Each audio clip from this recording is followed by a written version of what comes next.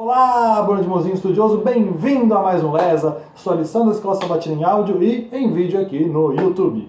Bem, estamos aqui agora no nosso terceiro trimestre de 2016 com o tema do papel da igreja na comunidade. Hoje é domingo, dia 10 de julho, e vamos continuar falando então, já que fizemos a introdução ontem, sobre justiça e misericórdia no Velho Testamento, parte 1, ok? Título e subtítulo igual o filmezinho da sessão da tarde.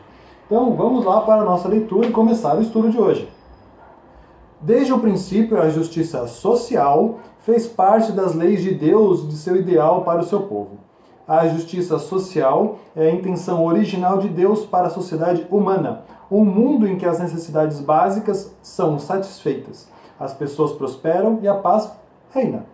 Bem, vamos ler alguns versos agora, vários, e neles vamos resumir o que eles dizem sobre misericórdia e justiça, e sobre o que às vezes pode ser concebido como justiça social, ok?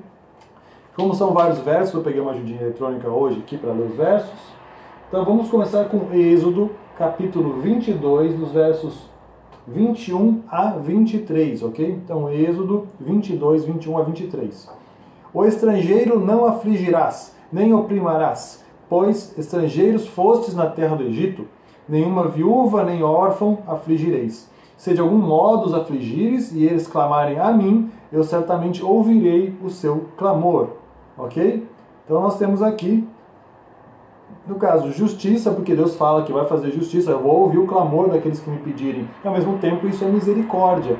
Então, quer dizer, não aflijam aqueles que são abandonados para a sociedade, aqueles que precisam de ajuda, que eram as viúvas e os órfãos. A gente falou isso semana passada também. Se você não acompanhou, volta lá, acompanha desde sábado da semana passada. Por favor, não começa do meio, volta. Se você começou do meio, ok, então não estou dizendo para você parar. Mas volta para você entender melhor, ok, do que nós estamos falando. Bem, agora vamos lá para Êxodo 23, versos 2 a 9. Eu já deixei tudo meio separado aqui, tá? Para poupar tempo. Não seguirás a multidão para fazeres o mal, nem numa demanda falarás, tomando parte com a maioria para torcer o direito, nem ao pobre favorecerás na sua demanda. Se encontrares o boi do teu inimigo, ou o seu jumento desgarrado, sem falta lhe conduzirás. Se vires o jumento daquele que te odeia caído debaixo de sua carga, deixarás, pois, de ajudá-lo? Certamente o ajudarás a levantar. Não perverterás o direito do teu pobre na sua demanda. De palavras de falsidade te afastarás, e não matarás o inocente e o justo, porque não justificarei aquele que é ímpio. Também suborno não tomarás, porque o suborno cega os que têm vista e perverte a palavra dos justos. Também não oprimirás o estrangeiro, pois vós conheceis o coração do estrangeiro, pois fostes estrangeiros na terra do Egito. Ou seja, tudo aqui está falando de muitas coisas. Esse texto é muito rico, porque ele fala assim de se Maria vai com as outras, se fala assim de, não, todo mundo faz errado, todo mundo oprime tal pessoa, então fala também de preconceito, por consequência, fala de ajudar as pessoas e ser honesto, quer dizer, misericórdia. Não só porque você não gosta do cara, que você precisa que ele se dê mal. Não gostar é uma coisa pessoal sua. Deus gosta de todo mundo, então você não tem o direito de prejudicar alguém só porque você não gosta da pessoa, ok? Então é uma lição importante, porque afinal de contas Deus que te ama, ama ele também. Fala também sobre questões de cunhão mais empresarial, digamos assim, da vida profissional das pessoas, não aceitar suborno para fazer coisas, não seja um criminoso, não mate aquele que não é ímpio, né? Principalmente aqui, aquele que, o cara é justo, o cara está ali seguindo Deus, você vai lá e mata o cara, entendeu? Então tem muita coisa, tem muita assim, peculiaridade de estrangeiro, que é o necessitado também, porque é aquele que vem de fora.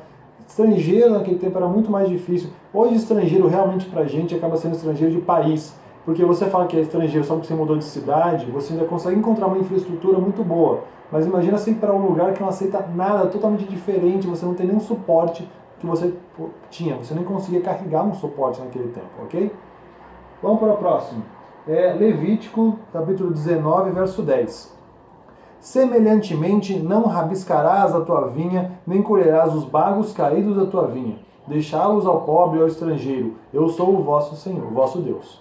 Então aqui já no caso era um costume que eles tinham e uma coisa que Deus deixou meio preparado assim nas suas leis. Por quê? Porque da colheita, aquilo que cai, aquilo também estragado, não colhe aquilo. Por que ele fazia isso? Porque já tinham aqueles que eram deixados para a sociedade. Nós temos isso em alguns livros da Bíblia, nós temos um livro de Ruth, onde ela fazia o quê? Ela respigava, quer dizer, aquilo que eles deixavam para trás ao colher milho, ela pegava, entendeu? Então as pessoas colhiam milho, colhiam trigo, agora não me lembro, acho que era trigo. E então eles deixavam para trás aquilo que caía, aquilo que eles esqueciam. Então eles iam lá e essas pessoas que pegavam, entendeu? Acho que eu pegava espiga, achando que é milho mesmo. Então você tem essa coisa de permitir que o pobre se aproveite um pouco. Olha só que interessante, se isso não é um pouco do que o pessoal faria com a doação, empresas que ganham muito doam parte do seu dinheiro, ou terras improdutivas que podem alimentar outras pessoas. Olha só, tudo isso já vem previsto no plano de Deus e nas leis que ele passou.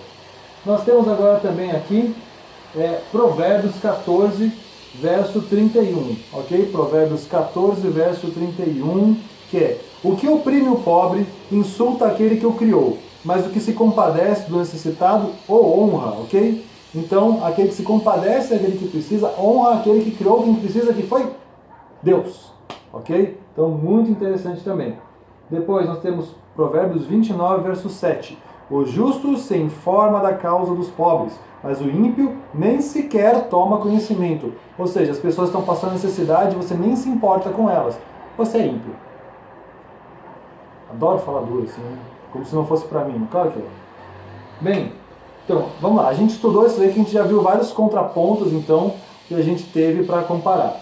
Então, vamos lá. A misericórdia e a justiça também são enfatizadas nas leis do sábado, dadas ao antigo Israel. E Deus delineou pelo menos 3 tipos de sábado. Então a gente vai ler agora sobre esses 3 tipos de sábado e de que forma a misericórdia e a justiça são refletidas em cada um dos sábados que são mencionados nos textos, ok? O primeiro texto está em Êxodo 20, versos 8 a 10.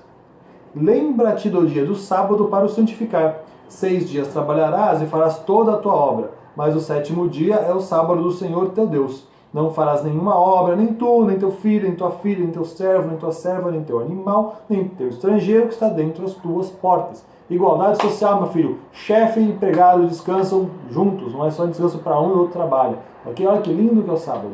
Vamos tocar nesse ponto, né? Vamos ficar por aí. Êxodo 23, agora, o verso 10 e 11. Também 6 anos semearás a tua terra e recolherás os teus frutos. Mas ao 7º a dispensarás, deixarás descansar, para que possa comer os pobres do teu povo, e a sobra comam os animais do campo. Assim farás com a tua vinha e com o teu olival.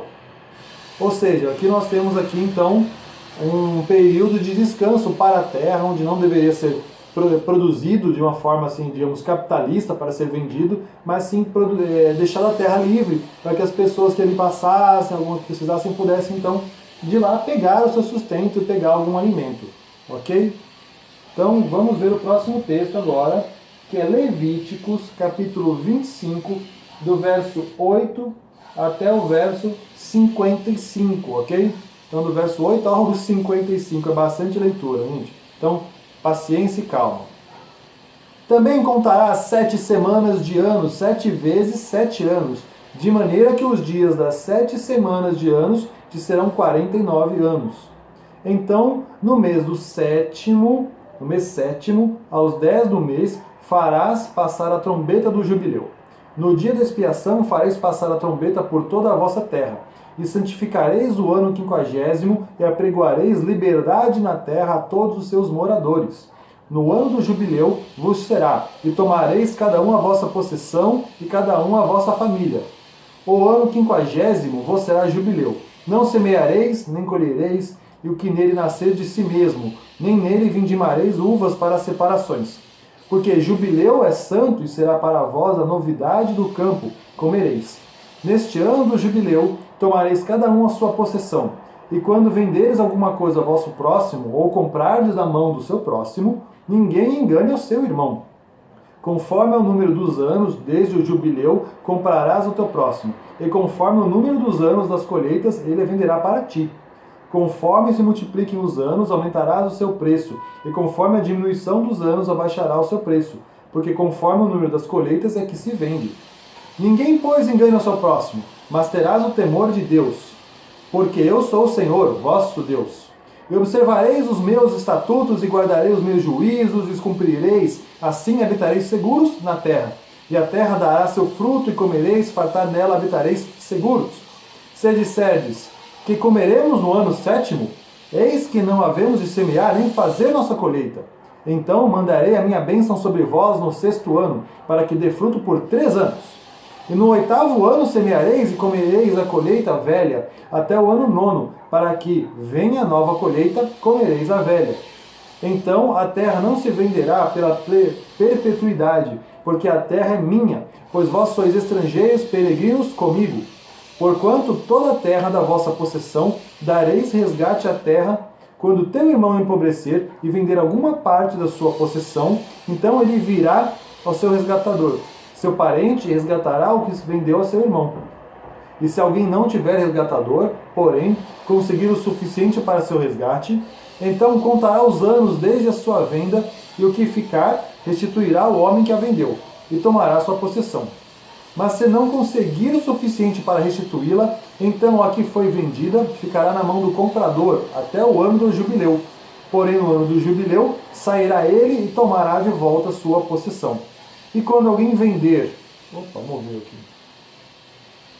E quando alguém vender uma casa de moradia em cidade murada, então poderá resgatá-la até que se cumpra o ano de sua venda. Durante um ano inteiro será lícito o seu resgate. Mas se cumprindo-se um ano inteiro ainda não for resgatada, então a casa que estiver na casa que tem um muro, em perpetuidade ficará com quem a comprou, pelas suas gerações, não sairá no jubileu. Mas as casas das aldeias que não têm muro ao redor serão estimadas como o campo da terra, e para elas haverá resgate e sairão no jubileu. Mas no tocante às cidades dos levitas, as casas das cidades da sua possessão, direito perpétuo de resgate terão os levitas. E se alguém comprar dos levitas uma casa comprada na cidade da sua possessão, sairão do poder do comprador no jubileu, porque as casas das cidades dos levitas são para a possessão no meio dos filhos de Israel. Mas o campo do arrabalde e suas cidades não se venderá, porque lhes é possessão perpétua. E quando teu irmão empobrecer e as suas forças decaírem, então sustentá-lo-ás como estrangeiro e peregrino e viverá contigo. Não tomarás dele juros nem ganho, mas do teu Deus terá temor, para que seu irmão viva contigo. Não lhe darás teu dinheiro como usura, nem darás o teu alimento por interesse. Eu sou o Senhor vosso Deus, que te tirei da terra do Egito, para vos dar a terra de Canaã, para ser o vosso Deus. Quando também teu irmão empobrecer, estando ele contigo, e vender-se a ti, não o farás servir como escravo.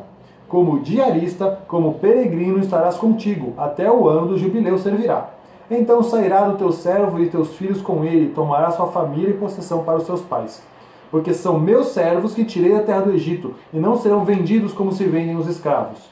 Não te assenhorarás dele com rigor, mas do teu Deus terá temor.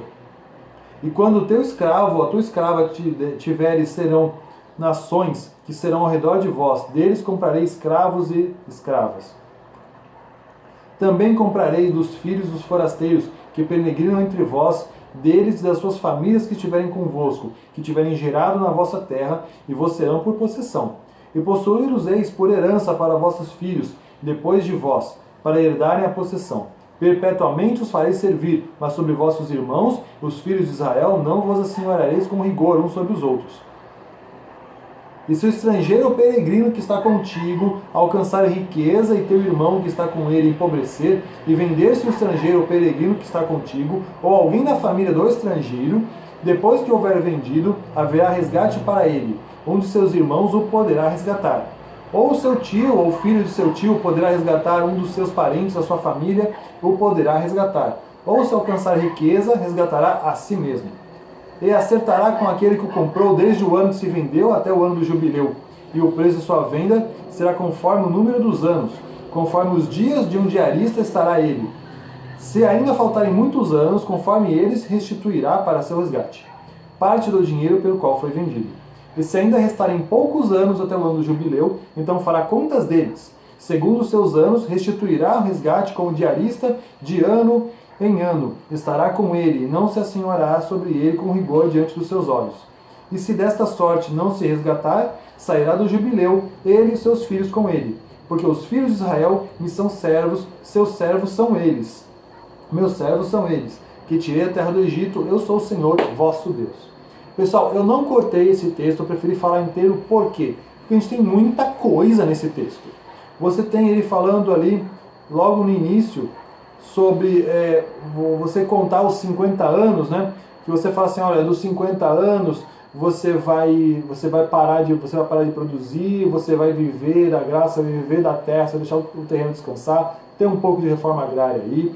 Você tem uma questão de justiça social, de você vai cuidar daquele que ficar velho. Então, aquele que ficar velho, você não vai pegá-lo como servo, porque todo mundo que não tinha dinheiro mais para se sustentar acabava se tornando servo.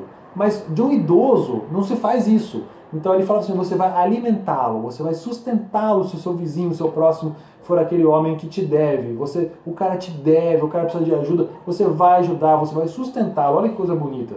Você não precisa recorrer ao INSS ou ao governo de Israel, ok? Você vai recorrer a quem? Você vai recorrer a suas posses. Porque se você tem coisa que ele te deve, você pode ajudá-lo.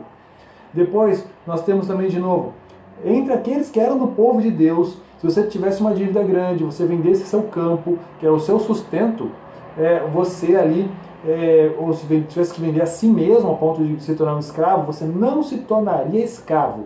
Você se tornaria o quê? Um diarista, um empregado. Você não seria tratado como um escravo. Então você tem aqui um pouco de justiça, você também tem uma restituição, uma salvação a cada 50 anos. Você tinha que fazer as contas. Você ia vender uma terra, o cara estava sem dinheiro, vou vender a terra para você, ok? É a terra onde eu moro, é a minha terra. Então, o que acontece? Eu vou te vender por quanto tempo falta até eu completar o 50º ano. Se faltasse um ano, você vai me pagar baratinho para ter essa terra para você poder usar por um único ano. Agora, se tivesse ainda 40 anos, por exemplo, para percorrer, você paga caro por essa terra, entendeu? E você deveria contabilizar tudo isso. Você não poderia comprar somente por uma questão de lei oferta e procura, e sim por um preço real de produtividade e de lucro que você poderia obter com ela. Olha que interessante, certo? Bem, aqui nós temos também mais um ponto, deixa eu ver se eu consigo lembrar, que era mais para o final. Olha só que interessante. Apesar dos outros povos não serem os povos que eram para representar o Deus e toda a sua misericórdia, então lá se aplicar as leis de você pode ser um escravo nesse povo, você pode não estar exposto à mesma misericórdia de Deus. Olha o que você tem de interessante. Você tem que, Deus falava assim, se você comprou um escravo que era de um irmão seu, uma pessoa do povo de Israel, então, meu amigo, você tem obrigações para com esse escravo iguais às obrigações que você tinha com alguém que é do povo de Israel.